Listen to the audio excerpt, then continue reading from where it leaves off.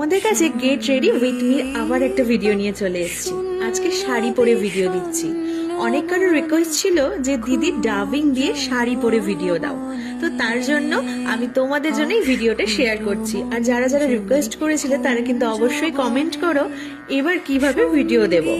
তো এদিকে দেখো আমি শাড়িটা সুন্দরভাবে পরে নিয়েছি। তারপর এই জুয়েলারিটার সাথে যে কানেরটা ছিল সেটা আমি পরছি না, কারণ সেটা কুর্তি বা আনারকলির সাথে ভালো লাগে, তাই আমি একটু কানে পাশা আর একটু আংটি পরে নিলাম। আমাকে কেমন লাগছে অবশ্যই কিন্তু কমেন্ট করে জানিও। আর ছোট্ট একটা টিপ দিয়ে আর নাকে পরলাম ছোট্ট একটা নলক।